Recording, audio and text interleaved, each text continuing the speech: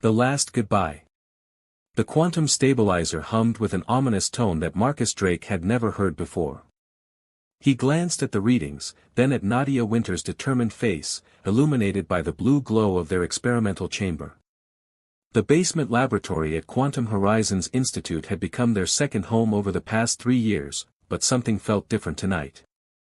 The harmonic frequencies are out of alignment again, Marcus said, adjusting his wire-rimmed glasses. We should shut it down. Nadia's fingers danced across the holographic interface, her dark curls falling forward as she leaned in. No, this is exactly what we've been waiting for. Look at the particle entanglement readings. Marcus stepped closer, his lab coat brushing against the edge of the control panel. The numbers shouldn't have been possible, a quantum signature that suggested their experiment was reaching beyond known dimensional boundaries. This could tear a hole in reality, Nadia. We're not ready. She turned to him, her green eyes intense with a mixture of excitement and something else he couldn't quite read. We've always played it safe, Marcus. That's why we're still here, still trying to prove what we both know is possible. Sometimes you have to take the leap. The lab's emergency lights began to pulse, casting alternating shadows across the walls of equipment and whiteboards covered in complex equations. Marcus moved toward the main power switch, but Nadia caught his wrist. Her touch was electric, like always. Trust me, she whispered. Like you did when we first started this project. He did trust her. That was the problem. From the moment she'd walked into his lab 3 years ago, challenging his theories on quantum tunneling, he'd known she was different. Brilliant, fearless, and possibly crazy enough to actually achieve what others claimed impossible, controlled travel between dimensional planes. The containment field is at critical, he warned, watching the readings spiral into unprecedented territory. If we don't shut down now. I made calculations you haven't seen, Nadia interrupted, pulling a small notebook from her lab coat. Here. Everything you need to know is in these pages. But you can't open it until tomorrow. What are you talking about? The stabilizer's hum had become a deep vibration that made his teeth ache. This isn't the time for. I promise I'll come back, she said, pressing the notebook into his hands. No matter what happens, no matter how long it takes. I'll find my way back to you. Before he could process her words, Nadia stepped inside the quantum chamber. The security locks hadn't been engaged, she must have disabled them earlier. Marcus lunged for the door, but it was too late. Nadia, stop. The chamber erupted in a blinding flash of blue-white light. Marcus was thrown backward, his head striking the edge of a desk. Through blurred vision, he saw Nadia's silhouette suspended in the quantum field, her arms outstretched. Then the light collapsed inward like a dying star, and she was gone. The emergency shutdown activated automatically. Sirens wailed as security personnel rushed into the lab. Someone helped Marcus to his feet, voices asking questions he couldn't process. His eyes were fixed on the empty chamber, his hands clutching Nadia's notebook. Hours of questioning followed. Government agents arrived, their badges carrying acronyms he'd never seen before. They confiscated everything except the notebook, which he'd hidden in his jacket before they arrived. Their questions were always the same: where did Dr. Winter go? What was the true purpose of your research? Did she leave any indication of her plans? He told them what they already knew from the security footage. She'd entered the chamber, there was a quantum event, and she vanished. No traces, no radiation signature, nothing to suggest where, or when, she might have gone. Weeks passed. The lab was shut down, the project classified. Marcus was relocated to a different facility, assigned to safer research. But late at night, in his empty apartment, he would read Nadia's notebook over and over. The equations within suggested possibilities that both thrilled and terrified him. She had discovered something unprecedented about the nature of reality itself, something that went beyond their original theories. On the last page, written in her precise hand, was a message that haunted his dreams: the universe isn't what we thought, Marcus. There are spaces between spaces, realities folded within realities. I have to see them for myself. But I meant what I said, I will come back. Watch for the signs.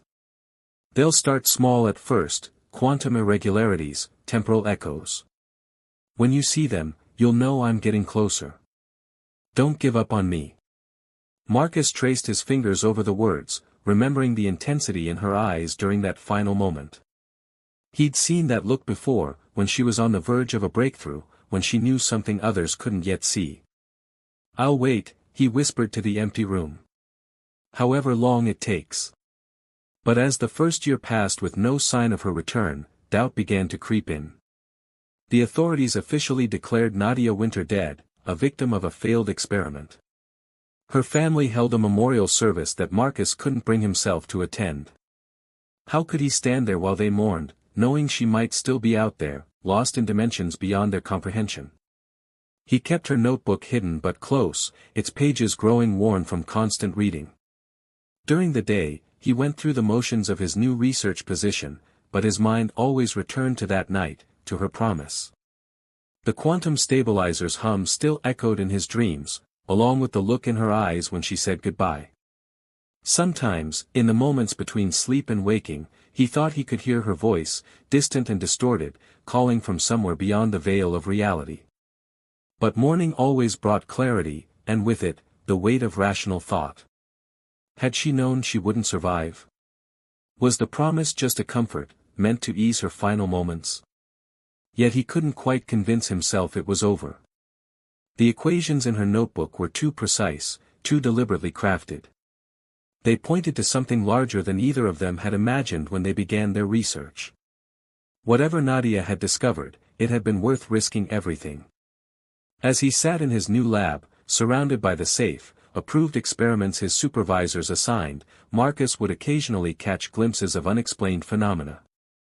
Equipment readings that defied logic, brief flickers in the corner of his vision, moments when time seemed to stutter like a skipping record.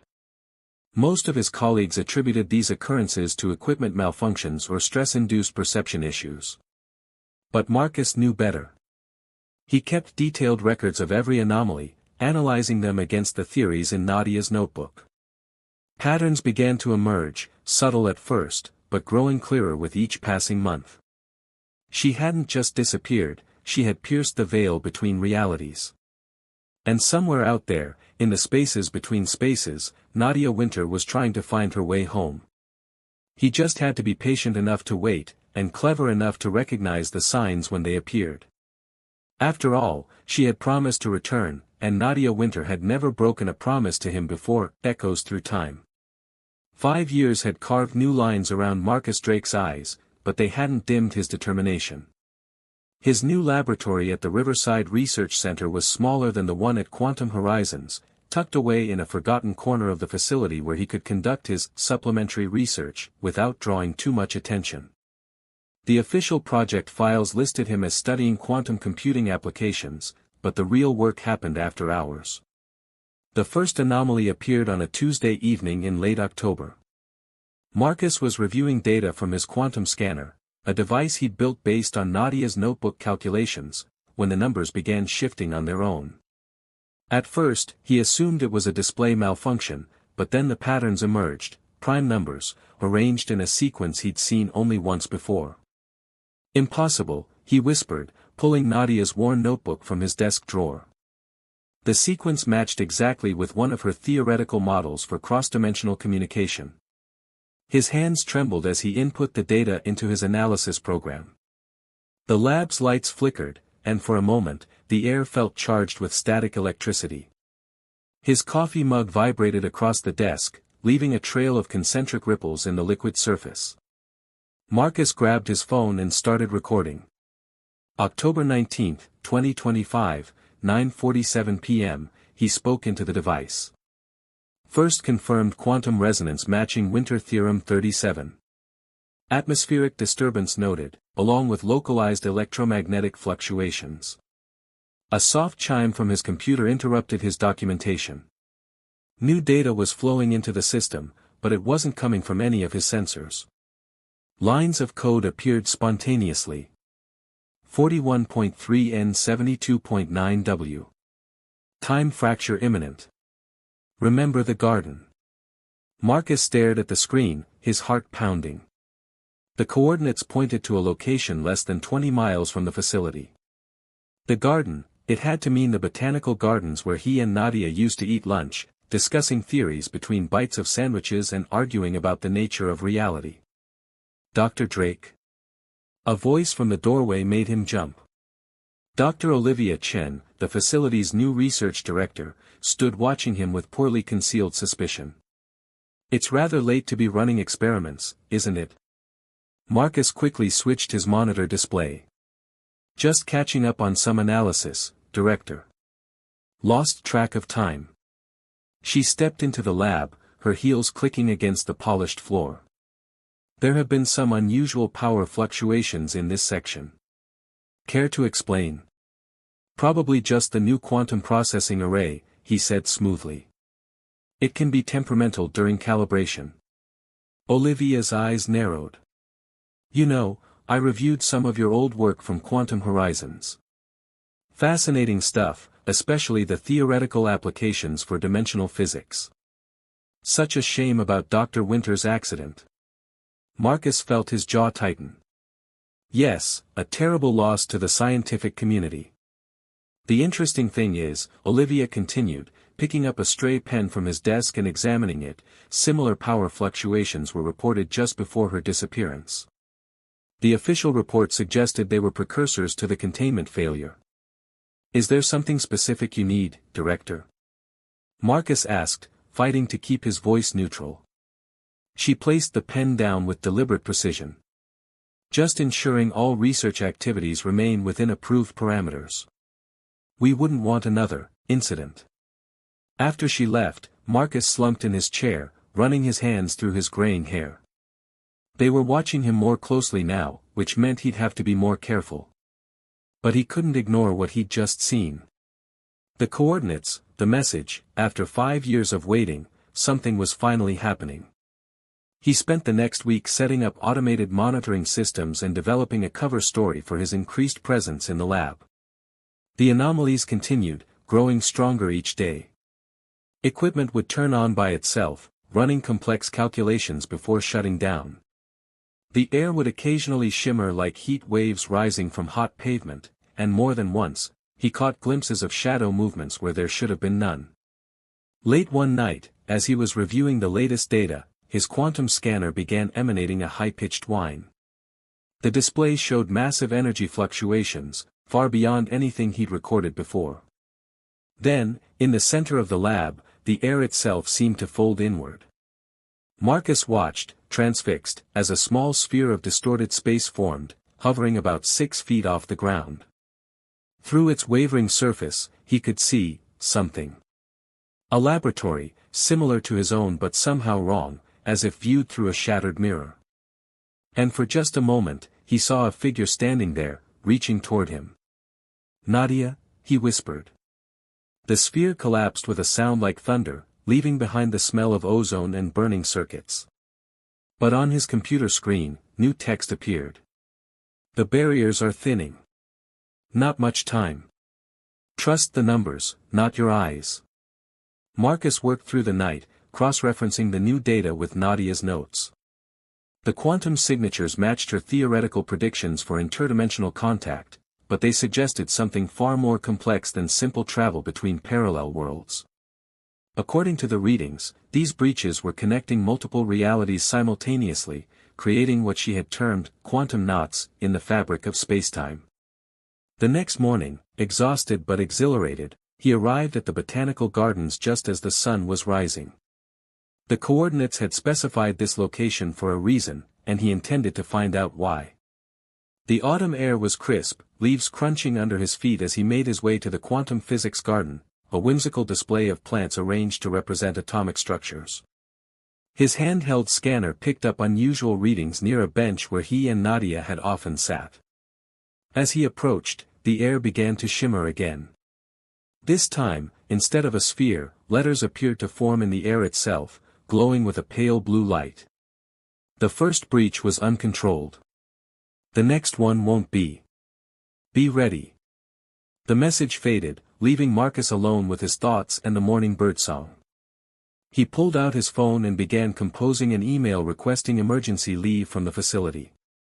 Whatever was coming, he needed to be prepared, and he couldn't risk official interference. But Director Chen had other plans. When he returned to his lab, she was waiting with two men in dark suits.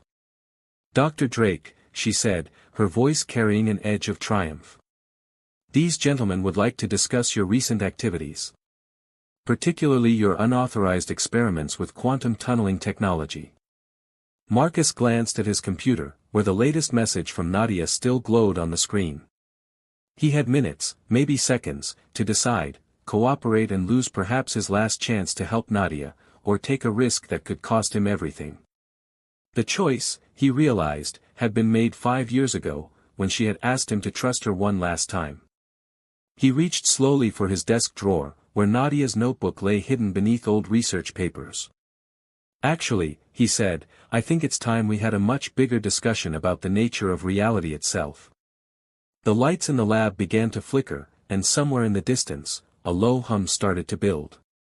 Whatever was coming, Marcus Drake was finally ready to face it, and to help bring Nadia Winter home, no matter the cost. The breach. The quantum stabilizer's familiar hum filled Marcus's lab, but this time he wasn't trying to stop it. Behind him, Director Chen and the two agents from the Dimensional Security Division watched with a mixture of fear and fascination as reality itself began to bend. "You don't understand what you're dealing with," Chen said, her composed demeanor cracking.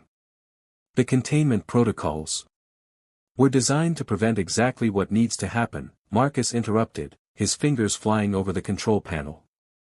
"Nadia didn't have an accident. She found a door, and now she's trying to come back through it." The taller agent, who had introduced himself only as Handler Ross, stepped forward. "Dr. Drake, if you proceed with this breach, we'll be forced to." A burst of blue-white energy cut him off, erupting from the center of the lab. The air twisted inward, forming a vortex of shifting light and shadow. Marcus's monitors exploded with data, showing quantum signatures that defied conventional physics. "It's happening," Marcus breathed, checking the readings against Nadia's notebook. The resonance patterns are aligning exactly as she predicted. Through the swirling energy, shapes began to form. Not just one reality, but many, layered like pages in a book viewed from the side. In each one, Marcus could see variations of his lab, some pristine and advanced, others damaged and dark. And moving between them, a figure that made his heart stop. "Nadia?" Her voice came through distorted, as if traveling across vast distances. "Marcus, the calculations, you got them." But something was wrong. Dark shapes moved in the spaces between realities, forms that hurt the eyes to look at. They pursued Nadia's image, reaching with appendages that seemed to bend in impossible ways. "My God," Chen whispered. "The threshold entities. They're real." Marcus spun to face her. "You knew about them?" "Theoretical models only," she said, her professional facade completely gone. "Beings that exist in the void between dimensions. We never thought they were actually real." Nadia's voice came stronger now.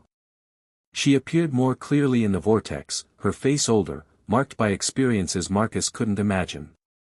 "They're real, and they're why I couldn't come back sooner. They guard the spaces between, and they don't like travelers." The dark shapes pressed closer to the breach, their presence causing instruments to fail and reality itself to buckle.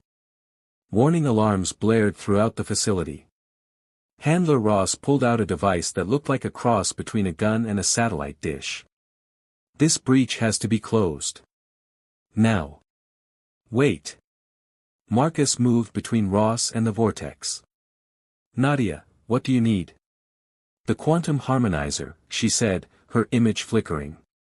"Set it to the frequency in my last equation.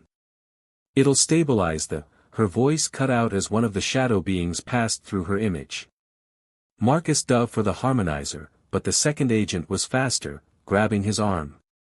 Director Chen stood frozen, watching as the breach grew larger, reality fracturing around its edges.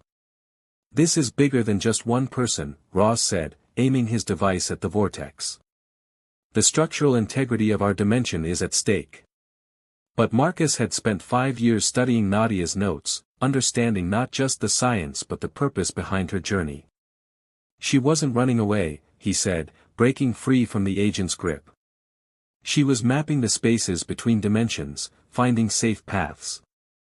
Without her research, we're blind to what's really out there. A new alarm sounded, this one deeper, resonating through the building's foundation. On Marcus's monitors, red warnings flashed, dimensional collapse imminent. Through the breach, Nadia's voice came again, Marcus, listen carefully.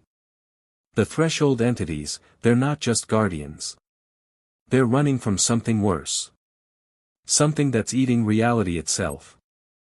I found evidence in every dimension I visited, entire universes going dark.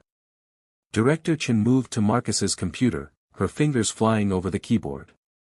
These readings, they match classified reports we've been getting. Astronomical anomalies, spaces where the laws of physics simply stop working. Why didn't you say something? Marcus demanded. Because we thought we had time, she replied. Years, maybe decades before it reached our reality. But if these readings are correct, we have days, Nadia finished. The collapse is accelerating. That's why I had to find my way back. Our original research, Marcus, it wasn't just about traveling between dimensions. It was about understanding the structure of reality itself.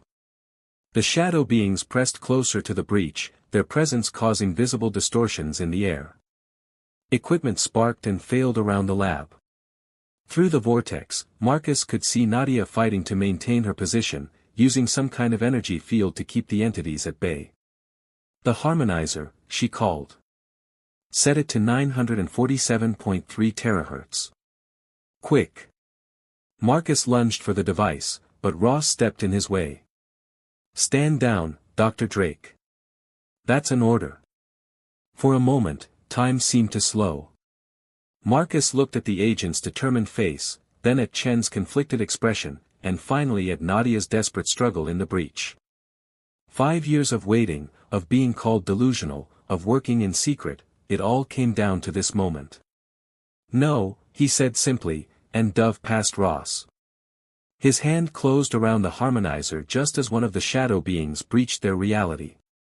The temperature in the lab dropped to near freezing. Darkness spread from where the entity touched the floor, reality itself seeming to fray around its edges. Marcus activated the harmonizer, setting it to Nadia's frequency. The device hummed to life, emanating waves of quantum energy that made the air ripple. The shadow being recoiled, its form destabilizing. It's working. Nadia called. Now, increase the amplitude to. The breach pulsed, expanding violently. Everyone was thrown backward as reality itself seemed to hiccup. When Marcus looked up, the vortex had changed. Instead of chaos, he saw a clear tunnel through dimensions, and at its center, Nadia Winter stood poised between worlds. But before she could step through, the shadow beings regrouped. They swirled around the breach like a storm of living darkness, and through their shifting forms, Marcus caught glimpses of something else, a void deeper than space, spreading between dimensions like a cancer. Nadia's voice came through one last time, remember the garden, Marcus. Tomorrow. Dawn. Everything we need is already there. The breach collapsed with a thunderclap that shattered every window in the lab. In the sudden silence, Marcus stood clutching the harmonizer, staring at the empty space where moments ago he'd seen proof that 5 years of faith hadn't been wasted. Director Chen was the first to recover. Dr. Drake, she said, her voice shaking slightly, I believe we need to have a very different conversation about your research. Marcus nodded, his mind already racing ahead to tomorrow's sunrise. Yes, he said, we do. Because what's coming for our reality is far worse than anything you've been trying to prevent. Handler Ross picked himself up, his authority visibly shaken. You realize we can't just let you. You don't have a choice, Marcus interrupted. Because right now, Nadia Winter might be the only person who knows how to save not just our world, but all of them. And tomorrow morning, I'm going to help her do exactly that. The final return. The modified quantum reactor hummed with a sound that seemed to resonate across multiple dimensions. Marcus's lab, now crowded with government officials and scientific experts, had become ground zero for humanity's last stand against the void. Monitoring screens showed the encroaching darkness at the edges of their reality, like ink bleeding through paper. Primary containment field at maximum capacity, Marcus announced, his fingers dancing across the control panel. Quantum harmonizer synchronized to base frequency. Across the room, Nadia worked with precise efficiency, connecting her transdimensional technology to the reactor's core. The scar on her jaw caught the blue light from the equipment, a reminder of everything she'd sacrificed to reach this moment. The void has breached the outer quantum barrier, Director Chen reported, studying the readings from her tablet. We have maybe 20 minutes before total dimensional collapse begins. Handler Ross spoke into his phone, coordinating with military units worldwide. Similar anomalies reported globally. Reality fractures appearing in major cities. Time distortions affecting communication networks. It's happening faster than I predicted, Nadia said, straightening from her work. The void, it's learning, adapting to each reality it consumes. Marcus met her eyes across the reactor chamber. They both knew what came next, but saying it made it real. Finally, Nadia turned to address the room. The plan is simple in theory, she began. The quantum harmonizer will generate a resonance field that strengthens the natural barriers between dimensions. Like reinforcing the walls of reality itself. But to affect all dimensions simultaneously, we need to create a quantum loop, one operator in this reality, one in a parallel dimension, working in perfect synchronization. And you're sure this will stop the void? Chen asked. No, Nadia admitted. But it will give reality a fighting chance. The void feeds on the connections between dimensions. If we seal those connections, we seal it off, Marcus finished. Trap it in whatever dead spaces it's already claimed. The reactor's hum changed pitch, making everyone wince. On the monitors, the darkness crept closer. How do we choose who goes through? Ross demanded. Who operates from the other side? Nadia's smile was sad but determined. That choice was made 5 years ago. I've mapped the safe route.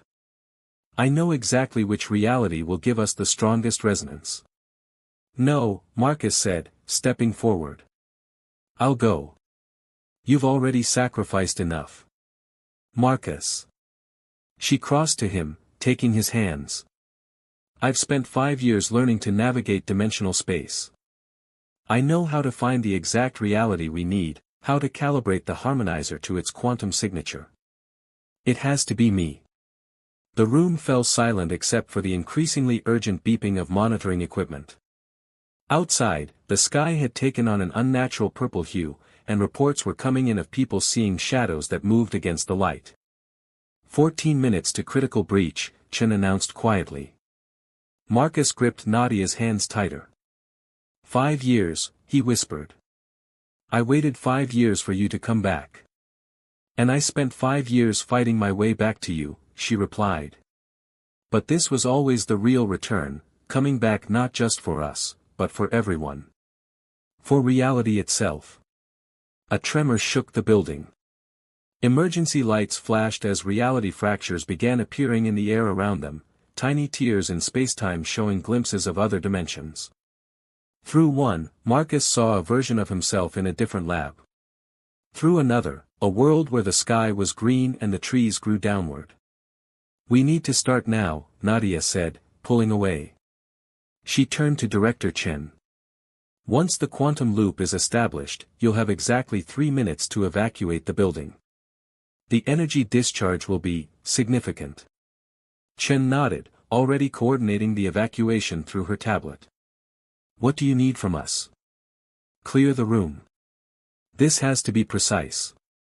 Any interference could collapse the loop. As the officials and scientists filed out, Marcus began the reactor startup sequence. His hands moved automatically through procedures he'd practiced countless times over the past 5 years, never knowing they were preparing him for this moment. Nadia went to the dimensional breach point they'd calculated, the quantum harmonizer clutched against her chest. "Marcus," she called softly. "Thank you for believing in me. For keeping your promise to wait." "Thank you for coming back," he replied, his voice rough. "Even if it was just to say goodbye." She shook her head. "Not goodbye. In quantum mechanics, nothing ever really ends. It just changes state." The reactor reached critical power. Reality itself seemed to hold its breath as Nadia activated her dimensional transport device.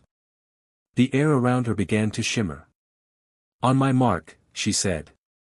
"Remember, the harmonizer has to reach exactly 947.3 terahertz in both dimensions simultaneously.